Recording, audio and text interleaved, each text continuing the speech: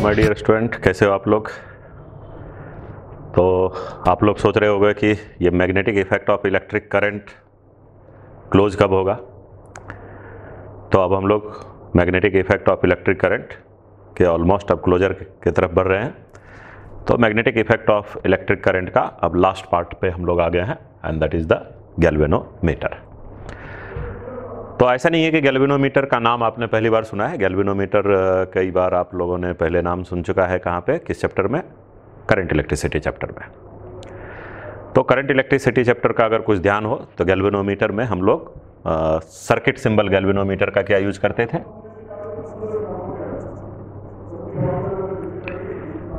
तो गैल्वेनोमीटर को as a ऐसे सर्कल में जी लिख के दिखाते थे। तो ये हो गया गैल्वेनोमीटर का circuit symbol. Current electricity chapter में भी यूज किए थे।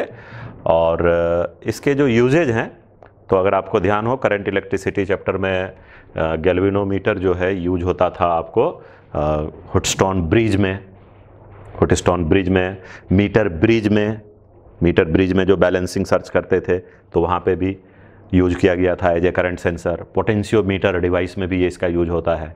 और एमीटर वोल्ट मीटर में भी जो करंट सेंसर है एज ए करंट सेंसर ये गैल्वेनोमीटर यूज होता है। तो अगर गैल्वेनोमीटर के यूजेस की बात करें तो सबसे पहली बात तो ये करंट मेजर करने के लिए यूज होता है, लेकिन उस पर लिमिटेशन है कि ये लार्ज करंट को मेजर नहीं कर सकता है। ये स्मॉल रेंज के करंट को मेजर करता है। जनरली आपको माइक्रो एम्पियर, मिली एम्पियर के रेंज के करंट को ही मेजर करता है। और वो भी गैल्वेनोमीटर में यहाँ पे लिखे रहेंगे, जो उसका स्केल रहता है नीचे लिखा रहेगा माइक्रो एम्पियर, तो इसका मतलब माइक्रो एम्पियर रेंज का करंट मेजर कर रहा है। अगर मिली एम्पियर लिखे हैं तो मिली एम्पियर रेंज के करंट को मेजर करता है। और अगर ज़्यादा अमाउंट के करंट आपको एम्पियर रेंज के मेजर करना है तो फिर एमीटर होता है, और एमीटर भी गैल्वेनोमीटर से ही बनाया जाता है। तो इसके यूजेज क्या हो गए? तो एक तो ये हो गया कि इट मेजर्स स्मॉल करंट। किस रेंज में? Micro ampere, milli ampere range में। और ये जितने भी इलेक्ट्रिकल इंस्ट्रूमेंट है तो जनरली उसमें करंट सेंसर जो रहते हैं वो गैल्वेनोमीटर ही रहता है। तो it is used as current sensor in electrical instruments.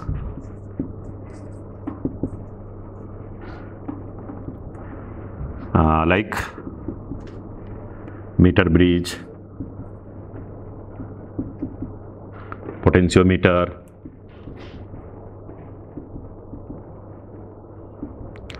emitter, voltmeter,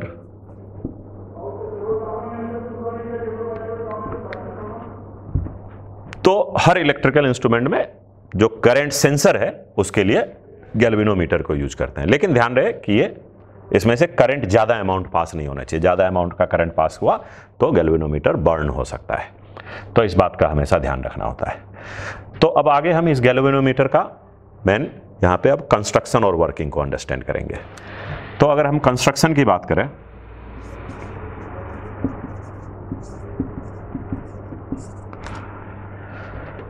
तो कंस्ट्रक्शन में मैं यहाँ दो डायग्राम खींच रहा हूँ।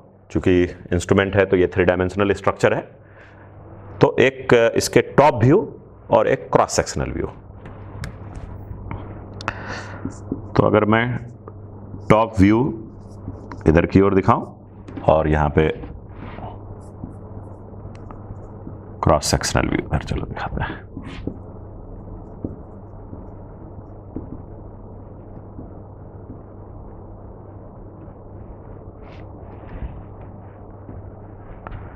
टॉप व्यू या इसको फ्रंट व्यू बोल देते हैं, सामने से अगर देखेंगे तो top view, front view. Instrument हो गए, ऊपर से देखेंगे तो कैसा दिखेगा, सामने से देखेंगे तो कैसा होगा। तो इसमें सबसे पहले तो मैग्नेटिक पोल्स होते हैं।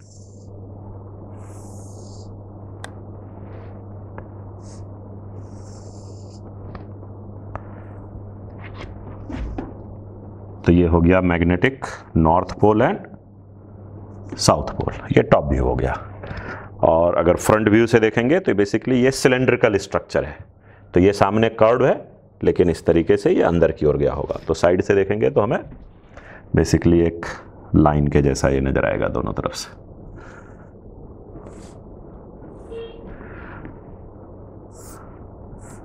तो ये नॉर्थ पोल, ये साउथ पोल।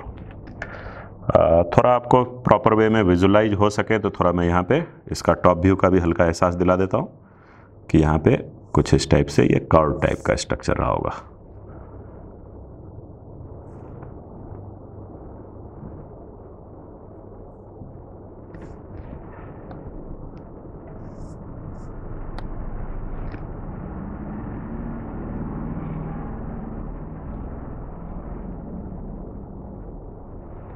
तो ये सामने का फेस जो है ये ऐसे कर्व्ड रहेगा, इसके भी सामने का फेस कर्व्ड रहेगा। अब कर्व्ड क्यों लेते हैं उसका रीजन मैं आगे बताऊंगा। इसके बीच में ये सिलेंड्रिकल शेप का सॉफ्ट आयरन कोर रहेगा इस तरीके से। यहाँ पे उसी चीज को देखेंगे तो ये सिलेंड्रिकल व्यू आ जाएगा।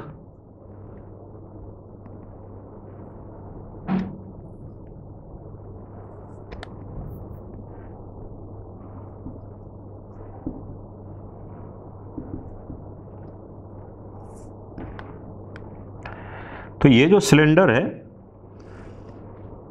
ये अपने एक्सल के थ्रू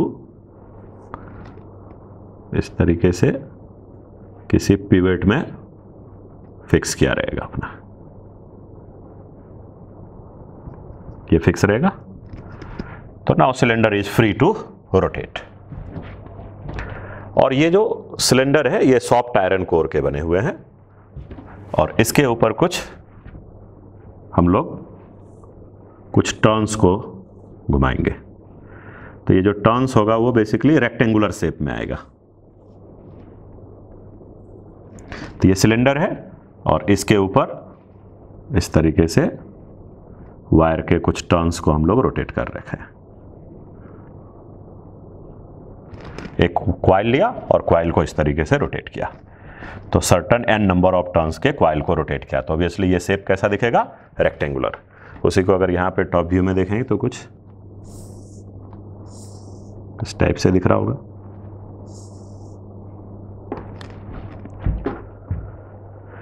और इसको इसमें एक इस तरीके से एक स्प्रिंग लगा देते हैं, स्पाइरल स्प्रिंग टाइप से, और स्पाइरल स्प्रिंग का दूसरा साइड फिक्स रहेगा। तो टॉप व्यू में देखेंगे तो आप यहां दिखा सकते हो, तो ऐसा कुछ स्प्रिंग हो गए। तो थोड़ा मैं इस पे मार्क कर देता हूं। तो ये जो पार्ट दिख रहा है दोनों साइड में, ये हो गया सिलेंड्रिकल सॉफ्ट आयरन कोर, और इसके ऊपर ये जो बाइंडिंग है ये हो गया रेक्टेंगुलर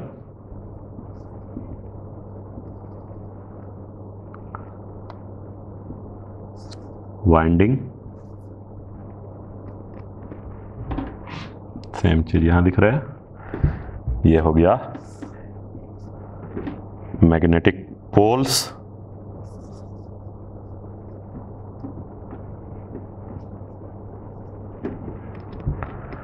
और ये हो गए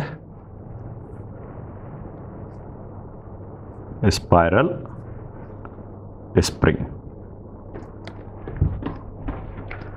क्लियर है कंस्ट्रक्शन? तो कंस्ट्रक्शन एक बार मैं फिर से रिकॉल कर बता देता हूं कि इस तरीके से सिलेंड्रिकल शेप में नॉर्थ पोल और साउथ पोल हो गए। तो सामने से देखेंगे तो इधर ये साउथ पोल और इधर ये हो गया नॉर्थ पोल। सामने का फेस इस तरीके से सिलेंड्रिकल शेप में कर्व रहेगा, और इसके बीच में एक सिलेंड्रिकल रोटर रहेगा जो कि सॉफ्ट आयरन कोर का बना रहेगा। सॉफ्ट आयरन कोर लेने का मतलब यही है कि इसमें से जो लॉसेस हो जो आयरन लॉस है वो कम होने चाहिए। और इसका जो एक्सल है ये 2 पिवट के बीच में रखा हुआ है और ये इसको रोटेट किया जा सकता है। और इसके ऊपर जो हमें करंट मेजर करना है वो करंट इसी कॉइल में से पास करेगा। तो जिस करंट को हमें मेजर करना है वो करंट इस कॉइल में से पास होगा। और फिर क्या किया जाता है कि ये जो सिलेंडर रोटेट करेगा तो इसी में निडल को लगा दिए जाते हैं। तो सिलेंडर में निडल कनेक्टेड रहेंगे और यहां पे स्केल बने रहेंगे। तो ये स्केल हो गया और इसी में से इस तरीके से निडल कनेक्टेड है। तो जब कॉइल रोटेट करेगा तो साथ में इसके निडल रोटेट करेंगे और इस तरीके से ये इसके स्केल हो गए। टॉप में देखेंगे तो वही चीज़, आपको निडल यहाँ पे इस तरीके से रहेगा और इधर के हिस्से में ये स्केल बने रहेंगे। So this one is scale and this one is needle. तो जिस करंट को हमें मेजर करना है उसको इस कॉइल से पास कराएंगे और जैसे ही करंट आया किसी कॉइल में, तो पीछे अभी हम लोगों ने लर्न क्या किया है, किसी करंट कैरिंग लूप को जब किसी मैग्नेटिक फील्ड में रखते हैं तो उस पर टॉर्क प्रोड्यूस होता है। तो इसमें करंट जाने के बाद ये करंट कैरिंग लूप किसी एक्सटर्नल मैग्नेटिक फील्ड में हो गए तो यहाँ पे टॉर्क प्रोड्यूस हो जाएगा magnetic dipole moment m cross b से। तो उसके वजह से इसमें रोटेशन मिलेगा और स्पाइरल स्प्रिंग में डिफॉर्मेशन आएगा।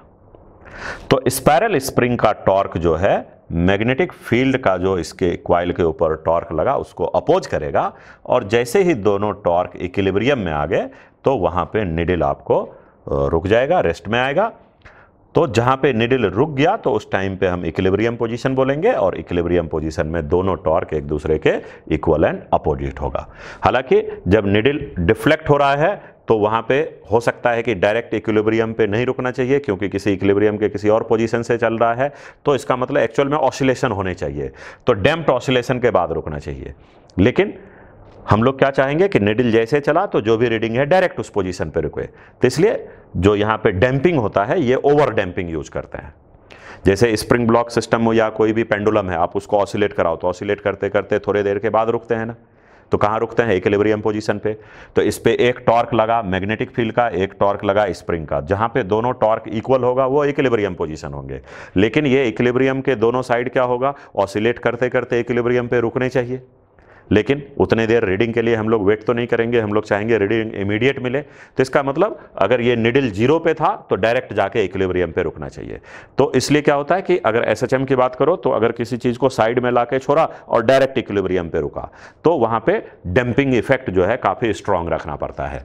तो यहाँ पे भी अगर डैम्पिंग इफेक्ट को स्ट्रांग कर दिया जाए तो उस केस में क्या होगा कि अगर ये साइड से छोड़े तो डायरेक्ट जाके इक्विलिब्रियम पोजीशन पे रुक जाएगा। तो इसलिए इसमें एक डैम्पिंग का भी अरेंजमेंट लगाया जाता है सो दैट कि जब भी निडल 0 से चले तो डायरेक्ट इक्विलिब्रियम पोजीशन पे रुक जाए, ना कि उस जगह पे ऑसिलेट करे। नहीं तो अगर डैम्पिंग का इफेक्ट नहीं डालेंगे तो फिर ऑसिलेट करते करते रुकेगा। तो हम लोग अब बात कर रहे हैं किस पोजीशन के, इक्विलिब्रियम पोजीशन की। तो अगर इक्विलिब्रियम पोजीशन पे देखा जाए तो वहां पे बेसिकली 2 टॉर्क एक दूसरे को बैलेंस करेगा।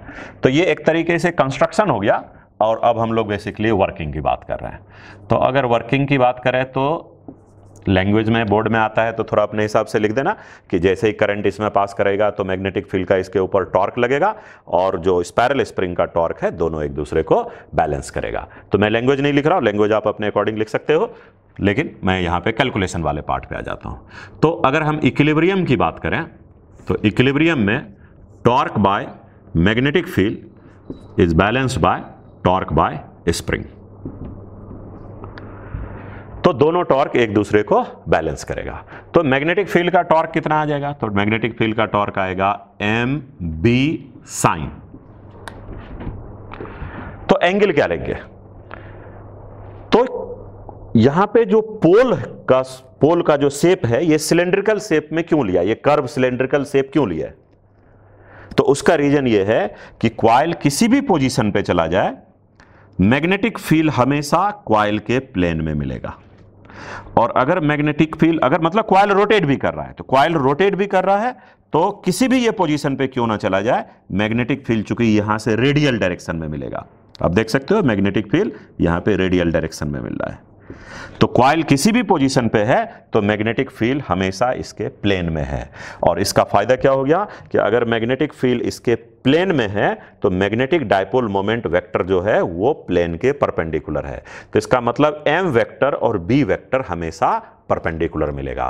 तो इसका मतलब यहाँ पे एम बी साइन थीटा नहीं लिखना है, क्योंकि थीटा हम यहाँ पे निडल के डिफ्लेक्शन को लेने वाले हैं, तो उससे भी थोड़ा सा यहाँ कैलकुलेशन में मिस्टेक होने के चांस रहते हैं। तो यहाँ हमेशा ध्यान रखना है M B sine 90 equal to spiral spring के टॉर्क पे आएंगे। यहाँ पे मैं थोड़ा इस पॉइंट को इंक्लूड कर देता हूँ कि ये 90 डिग्री क्यों लिया, reason M perpendicular to B for any position of coil. तो for m is perpendicular to b for any position of coil, इसलिए torque by the magnetic field क्या हो गया एम बी साइन 90। और ऐसा मिले इस पर्पस के लिए ही जो पोल है वो सिलेंड्रिकल लिए है। तो for this purpose poles are cylindrical। Clear हो गया। तो कभी बोर्ड में आपको 1 मार्क्स वगैरह में ये क्वेश्चन पूछ सकता है कि जो गैल्वेनोमीटर है उसका पोल शूज जो है वो सिलेंड्रिकल क्यों लेते हैं। तो पोल शूज सिलेंड्रिकल होने से क्या हो गया कि मैग्नेटिक फील्ड रेडियल मिल गए, और मैग्नेटिक फील्ड रेडियल मिलने की वजह से कॉइल के किसी भी पोजीशन के लिए जो मैग्नेटिक फील्ड है वो आपको कॉइल के प्लेन में गया, जबकि मैग्नेटिक डायपोल मोमेंट जो है वो कॉइल के प्लेन के परपेंडिकुलर होता है। तो m वेक्टर इधर गए और b वेक्टर कॉइल के प्लेन में गए, तो इसका मतलब m वेक्टर और b vector is always perpendicular for any position of the coil. तो इसका फायदा क्या होगा कि हमेशा आपको मैक्सिमम टॉर्क मिलेगा मैग्नेटिक फील्ड से। तो एम बी साइन 90 हो गए। अब स्पाइरल स्प्रिंग का टॉर्क जो होगा, तो अगर स्प्रिंग में डिफॉर्मेशन थीटा एंगल का हो गया तो स्पाइरल स्प्रिंग का जो टॉर्क है वो थीटा के प्रोपोर्शनल होता है। तो प्रोपोर्शनलिटी कांस्टेंट को मैं यहां c लिख रहा हूं, तो स्पाइरल स्प्रिंग का टॉर्क हो गया c थीटा। c जो हो गए यहां पे ये हो गए आपको torsion constant. What is the c? तो c is the torsion constant of spiral spring.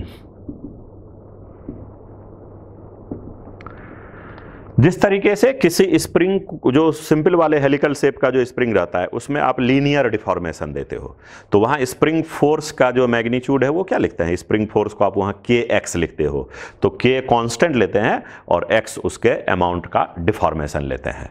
तो उसी तरीके से जो स्पाइरल स्प्रिंग है इसमें लीनियर डिफॉर्मेशन नहीं होकर एंगुलर डिफॉर्मेशन है। तो जिस तरीके से वहां kx है लीनियर के केस में, तो k के जगह पे जैसे वहां k कांस्टेंट, यहां पे भी c कांस्टेंट, और उधर x लीनियर है, यहां पे थीटा एंगुलर है। तो लीनियर स्प्रिंग में फोर्स को हम लोग kx लिखेंगे और स्पाइरल स्प्रिंग है तो उसमें डिफॉर्मेशन ऐसे एंगुलर में आएगा। तो एंगुलर में डिफॉर्मेशन आ रहा है तो उस केस में इसमें जो रिस्टोरिंग टॉर्क आएगा वो कितने आ जाएगा, c थीटा। तो चूंकि यहाँ पे दोनों टॉर्क को इक्वेट कर रहे हैं तो एक्चुअल में माइनस साइन तो यहाँ होता है, लेकिन माइनस का मतलब है रिस्टोरिंग पर्पज से, तो दोनों टॉर्क मिला के नेट टॉर्क 0 है। तो इसका मतलब यहाँ पे माइनस साइन तो ऑलरेडी नेट टॉर्क 0, तो इसका मतलब torque by magnetic field minus torque bye spring force is 0। तो यहाँ पे दोनों के मैग्नीट्यूड की बात कर रहे हैं, तो इसलिए मैग्नेटिक फील्ड का टॉर्क हो गया एम बी साइन 90 और स्पाइरल स्प्रिंग का टॉर्क हो गया c थीटा। यहाँ थीटा नहीं लिखना है, यहाँ डायरेक्ट आप 90 लिखो, नहीं तो इधर भी थीटा कंफ्यूजन होगा। तो थीटा का मतलब यहाँ हो गया deformation in the spring. Theta क्या हो गया, theta is deformation in spring when current is I। तो जब I करंट को पास कर रहे हैं तो थीटा डिफॉर्मेशन हो गया स्प्रिंग में, कब, इक्विलिब्रियम पोजीशन में। तो दोनों टॉर्क को इक्वेट किया, एम बी साइन 90 ही होगा। रीजन क्लियर हो गया ना, क्योंकि m और b कॉइल के एनी पोजीशन के लिए हमेशा परपेंडिकुलर है, और इसी पर्पस के लिए पोल शू हम लोगों ने सिलेंड्रिकल शेप का लिया है। तो अब थोड़ा यहाँ पे कैलकुलेशन कर देते हैं, मैं डायग्राम हटा रहा हूँ यहाँ पे। तो ये कंस्ट्रक्शन का पार्ट हो गया, और ये अभी वर्किंग में हम लोग थोड़े कैलकुलेशन कर लेते हैं। क्या क्या इंपॉर्टेंट पॉइंट हो गया कि पोल शू हमेशा सिलेंड्रिकल शेप का लिया गया है और थीटा डिफॉर्मेशन है, तो स्पाइरल स्प्रिंग का टॉर्क कितने हो गए सी थीटा, मैग्नेटिक फील्ड का टॉर्क हो गया एम बी साइन 90। तो अब एम वेक्टर को हम लोग क्या लिख सकते हैं यहाँ पे, तो देयरफॉर एम का मतलब एन कॉइल का नंबर ऑफ टर्न्स, कॉइल में करंट आई, और कॉइल जो रेक्टेंगुलर शेप में आया उसका एरिया ए, तो N I A, magnetic field B, it is C theta. हमारा पर्पस है करंट को मेजर करना, तो therefore I equal to C divided by N A B into theta. इसका मतलब कॉइल में अगर डिफ्लेक्शन थीटा है तो उस टाइम पे करंट कितने हो जाएगा, तो I is proportional to theta, और प्रोपोर्शनलिटी कांस्टेंट हो गया वहां पे C by N A B, तो C by N A B इसको बोला जाता है गैल्वेनोमीटर कांस्टेंट। तो मैं K सफिक्स G लिख देता हूं कि थोड़ा क्लियर रहेगा कि it is the galvanometer constant, galvanometer constant. थोड़ा यहां भी केयरफुल रहने की जरूरत है कि कांस्टेंट का मतलब C by N A B है, ना कि N A B by C, क्योंकि कई लोग इसको लिखेंगे theta equal to this into I, लेकिन स्टैंडर्ड क्या है, N A B by C जो है वो गैल्वेनोमीटर कांस्टेंट नहीं है, C divided by N A B को गैल्वेनोमीटर कांस्टेंट बोलते हैं। तो करंट थीटा के यहां प्रोपोर्शनल हो गया एंड गैल्वेनोमीटर कांस्टेंट हो गया C divided by N A B, C हो गया आपको टॉर्सन कांस्टेंट, N हो गया number of turns in the coil, और A हो गया एरिया ऑफ कॉइल, और B हो गए मैग्नेटिक फील्ड। सम टाइम हो सकता है कि आपको एरिया ऑफ कॉइल गिवन नहीं हो, कैलकुलेट भी करना पड़ सकता है। तो जो सिलेंडर है रोटर, उसी के ऊपर इस तरीके से कॉइल लगे हुए हैं, तो कॉइल का एरिया यहां पे क्या बनेगा, तो अगर ये सिलेंडर का हाइट h है और इसके रेडियस मान लेते हैं कि अगर r है, तो एरिया का मतलब क्या हो जाएगा h इंटू डायमीटर, ये वाला एरिया हो जाएगा उसका। तो अगर इसके रेडियस मान लेते हैं कि r के बराबर है, तो डायमीटर हो जाएगा 2r। तो इसका मतलब एरिया का मतलब है सिलेंडर का हाइट इंटू सिलेंडर का डायमीटर। तो इसलिए गैल्वेनोमीटर कांस्टेंट हो गया torsion constant C divided by number of turns N, area A, magnetic field B, area equal to H into diameter, diameter equal to 2R। So I is proportional to theta. तो इस तरीके से किसी भी galvanometer में जब current pass होता है तो वहां पे डिफ्लेक्शन मिलेगा, और इक्विलिब्रियम में वो जो डिफ्लेक्शन मिलने से जो करंट आएगा, ये मैथमेटिकल रिलेशन हुआ। लेकिन लेबोरेटरी में जो एक्चुअल में बनाया जाता है, तो वहाँ स्केल के ऊपर जो है वो करंट का वैल्यू जो भी आप पास करोगे वहाँ उल्टा होगा, कि करंट का वैल्यू हमने पास किया, हमें तो पता होगा दूसरे इंस्ट्रूमेंट से कि हमने करंट कितने पास किया, और जिस लोकेशन पे निडल डिफ्लेक्ट होके गए उस जगह पे उस करंट को मार्क कर देते हैं। तो इस टेक्निक को क्या हम लोग बोलते हैं, this is called calibration of scale. कि जो स्केल है उसके कैलिब्रेशन कहाँ पे होते हैं, लेबोरेटरी में। तो जो भी लेबोरेटरी वाले इस गैल्वेनोमीटर को बना रहे हैं, तो वो गैल्वेनोमीटर में करंट पास करेगा, लेकिन क्या करंट पास कर रहा है उसको पता होगा, और उस करंट के वजह से जो डिफ्लेक्शन हुआ तो निडल के उस लोकेशन पे उस करंट का वैल्यू मार्क कर देगा। तो अब आप जब दोबारा कोई और यूजर उसको यूज करेगा तो उस डिफ्लेक्शन के करस्पॉन्डिंग वहाँ पे करंट मार्क होगा, और वो देख के करंट का वैल्यू बता सकता है। तो ये कहलाता है आपको कैलिब्रेशन ऑफ स्केल। अब यहां पे गैल्वेनोमीटर में ही एक दो टर्म और मैं डिफाइन करूंगा। तो बोला जाता है current sensitivity end voltage sensitivity. तो गैल्वेनोमीटर का करंट सेंसिटिविटी जो हो जाएगा,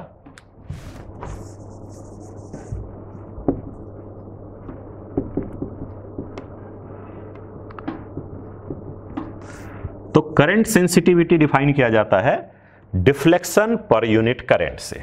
करंट सेंसिटिविटी किसके बराबर कैसे डिफाइन करेंगे, तो थीटा हो गया डिफ्लेक्शन और पर यूनिट करंट। तो ऐसा डेफिनेशन बनाने का रीजन क्या हुआ, तो किसी भी इंस्ट्रूमेंट के सेंसिटिविटी की बात जब कर रहे हैं तो वो इंस्ट्रूमेंट कितना सेंसिबल है।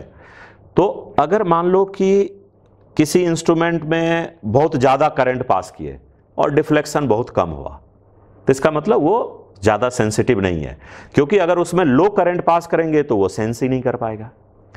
तो कोई भी इंस्ट्रूमेंट जितने स्मॉल से करंट में ज़्यादा डिफ्लेक्शन होगा कि करंट हमने इंस्ट्रूमेंट में दिया थोड़ा सा और डिफ्लेक्शन ज़्यादा मिले, तो इसका मतलब वहां पे स्मॉल करंट को सेंस किया जा सकता है, इसलिए ऐसे इंस्ट्रूमेंट की सेंसिटिविटी हाई हुई। तो इसका मतलब करंट कम से कम है और डिफ्लेक्शन ज़्यादा से ज़्यादा है, तो वैसे इंस्ट्रूमेंट की सेंसिटिविटी हाई होगी। इसलिए सेंसिटिविटी क्या हो गया? Proportional to deflection, inversely proportional to current. मतलब डिफ्लेक्शन पर यूनिट करंट को डिफाइन किया गया करंट सेंसिटिविटी। क्लियर है? तो what is the current sensitivity? It is deflection per unit current. Reason समझ में आ गया ना? जितने कम से कम करंट में ज्यादा से ज्यादा डिफ्लेक्शन होगा वो इंस्ट्रूमेंट उतना ज्यादा सेंसिटिव होगा। इसलिए डेफिनेशन बनाया गया डिफ्लेक्शन पर यूनिट करंट। तो अब जो पीछे के रिजल्ट आपने देखा करंट और थीटा के, उस रिजल्ट को यूज करो। क्या हम लोगों के पास रिजल्ट था? तो I equal to C divided by NAB into theta, यही तो रिजल्ट है गैल्वेनोमीटर के। तो डिफ्लेक्शन पर यूनिट करंट, तो थीटा बाय आई क्या हो जाएगा? तो थीटा बाय आई हो जाएगा NAB बाय सी। और इसी रिजल्ट को हम लोगों ने क्या बोला है? Galvanometer constant kg into theta. के मतलब कांस्टेंट होता है, लेकिन सफिक्स में जी लगा दिया कि गैल्वेनोमीटर कांस्टेंट। तो current is galvanometer constant into theta, तो डिफ्लेक्शन पर यूनिट करंट क्या हो जाएगा? 1 बाय गैल्वेनोमीटर कांस्टेंट। इसका मतलब current sensitivity is inversely proportional to galvanometer constant. इसलिए करंट सेंसिटिविटी का graph theta versus by I, current sensitivity हो गया एक एक्सिस पे, और दूसरे एक्सिस पे अगर गैल्वेनोमीटर कांस्टेंट रखते हैं तो ये इसका इनवर्सली है, तो इसका ग्राफ कैसा बनेगा? हाइपरबोलिक।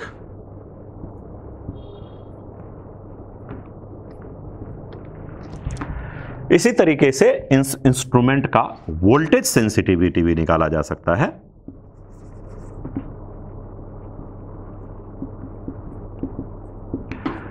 तो वोल्टेज सेंसिटिविटी हो गया डिफ्लेक्शन पर यूनिट वोल्टेज। जैसे current sensitivity deflection per unit current, उसी तरीके से वोल्टेज सेंसिटिविटी क्या हो जाएगा? Deflection per unit voltage.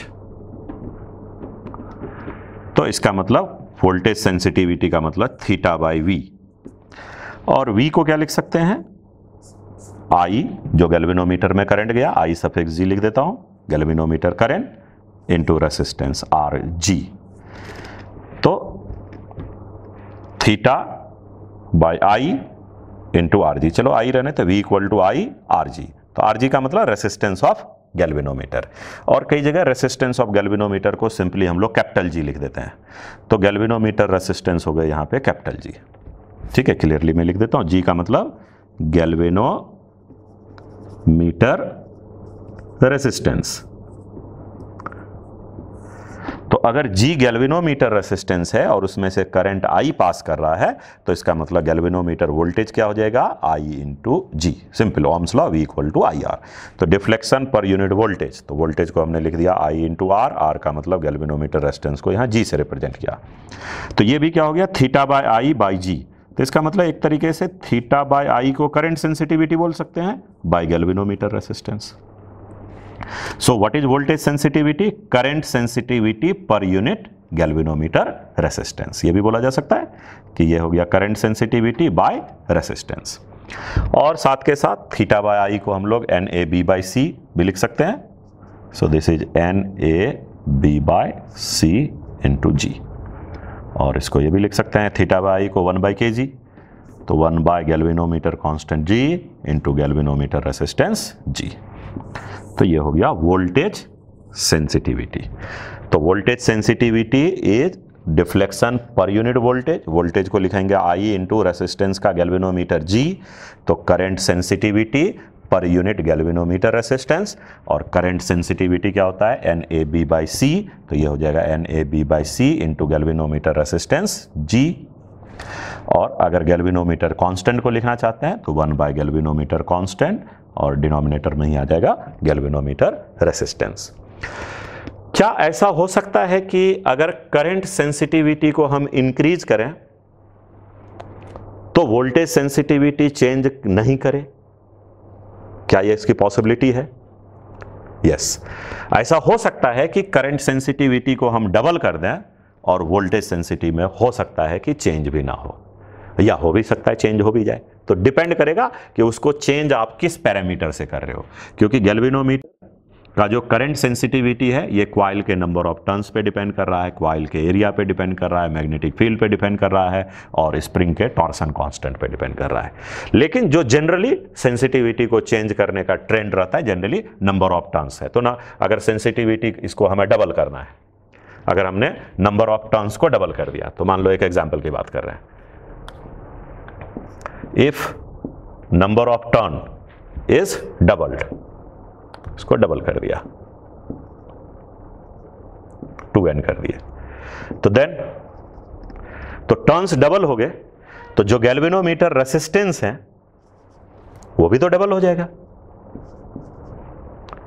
तो करंट सेंसिटिविटी की बात करें तो थीटा बाय आई पहले कितने था, NAB/C, तो थीटा बाय आई इसको मैं फर्स्ट केस बोल देता हूं, तो ये किसके बराबर, NAB/C। तो सेकंड केस में क्या हो जाएगा, theta by I second case, तो n के जगह 2n AB/C। तो इसका मतलब करंट सेंसिटिविटी जो हो गया पहले के करंट सेंसिटिविटी का ट्वाइस। तो टर्न्स को डबल किया, करंट सेंसिटिविटी डबल हो गए, लेकिन साथ के साथ गैल्वेनोमीटर रेसिस्टेंस भी डबल हुए।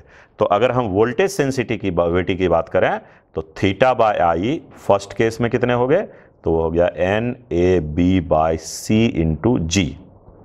लेकिन अब सेकेंड केस में वोल्टेज सेंसिटिविटी क्या हो जाएगा, डिफ्लेक्शन पर यूनिट वोल्टेज।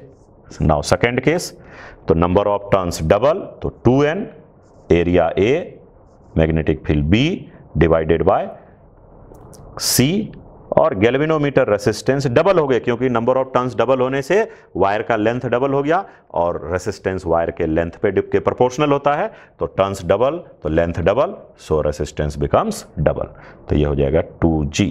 तो यहां देखो 2 से 2 कैंसिल, तो इसका मतलब वोल्टेज सेंसिटिविटी पे यहां पे कोई फर्क नहीं हुआ। तो ऐसा नहीं है कि करंट सेंसिटिविटी को आप चेंज करोगे तो वोल्टेज सेंसिटिविटी चेंज नहीं करेगा, कर सकता है, लेकिन टर्न्स को डबल करने से, अगर टर्न्स को हमने डबल किया तो करंट सेंसिटिविटी तो डबल हो गए, लेकिन वोल्टेज सेंसिटिविटी में कोई चेंजेज नहीं आया। लेकिन कोई दूसरे पैरामीटर को अगर चेंज करेंगे, टर्न्स चेंज नहीं करके, अगर आप लोग मान लेते हैं कि अगर हमने मैग्नेटिक फील्ड को डबल किया, तो मैग्नेटिक फील्ड के ये भी प्रोपोर्शनल है, मैग्नेटिक फील्ड के ये भी प्रोपोर्शनल है, और अदर पैरामीटर को B से कोई रिलेशन नहीं है। तो अगर मैग्नेटिक फील्ड को डबल करेंगे तो करंट सेंसिटिविटी डबल होगा, और मैग्नेटिक फील्ड को डबल करने से वोल्टेज सेंसिटिविटी डबल होगा। लेकिन अगर टर्न्स को डबल किया तो करंट सेंसिटिविटी तो डबल हो गए, लेकिन टर्न्स को डबल होने से रेसिस्टेंस भी डबल हो गए, और डबल डबल का रेशियो कैंसिल होके वोल्टेज सेंसिटिविटी अनचेंज रह गया। तो ये काफी इंटरेस्टिंग रिजल्ट आता है कि अगर टर्न्स को डबल किया जाए तो करंट सेंसिटिविटी तो डबल होगा, लेकिन वोल्टेज सेंसिटिविटी में कोई चेंज नहीं आएगा। लेकिन अगर आप मैग्नेटिक फील्ड को चेंज करो तो वैसे केस में करंट सेंसिटिविटी डबल होगा, और B को अगर डबल कर दिया जाए तो वोल्टेज सेंसिटिविटी डबल हो जाएगा। या जो स्पाइरल स्प्रिंग है उसके कांस्टेंट को अगर हाफ कर दिया जाए तो करंट सेंसिटिविटी डबल हो जाएगा, क्योंकि इन्वर्सली प्रोपोर्शनल है, और यहां पे भी C को अगर हाफ कर दिया जाए तो वोल्टेज सेंसिटिविटी डबल होगा। तो ऐसे पॉसिबिलिटी है कि करंट सेंसिटिविटी वोल्टेज सेंसिटिविटी दोनों साइमल्टेनियसली भी चेंज हो जाए, और ऐसा भी पॉसिबिलिटी है कि करंट सेंसिटिविटी तो चेंज हो गया लेकिन वोल्टेज सेंसिटिविटी में कोई चेंजेज नहीं आएगा।